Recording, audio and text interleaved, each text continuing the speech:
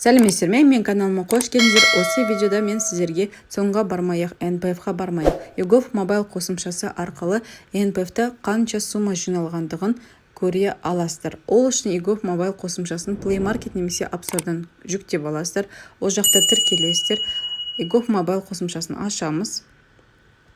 Мына жақта профиль дегенге басамыз. Профиль дегенде сіз туралы ақпарат тұрады. Мына жерде осыған кіремізді, өзіңіздің иіңіз бойынша тіркелесіздер. Сосын услуги деген басамыз. Услуги деген жерге жазамыз.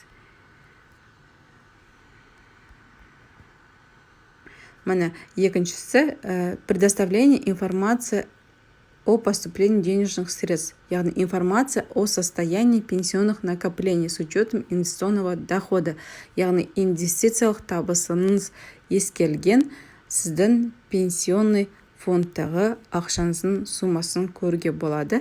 Осы жерде бұл құжат тегін беріледі және мына жерде за все время деген таңдайсыздар, сосын заказать услугу деп таңдайсыздар.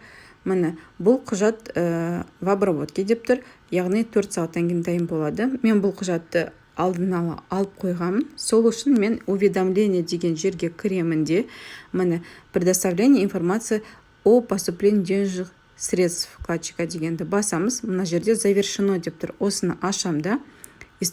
Мына жерде просмотр документы болады. Яғни осы құжатты ашып, яғни өзіңіздің мына жерде бүкіл сіз туралы ақпараттар тұрады и сіздің NPF-тағы сумаңыздың осы жерде жазылып тұрады. Сау болыңыздар, мен каналыма тіркеліңіздер. Келесі видеода мен осы NPF-тағы сумаңызды қанша жыл көлемінде қалай алатыныңызды түсіндіріп беремін. Каналыма тіркеліңіздер. Сау болыңыздар.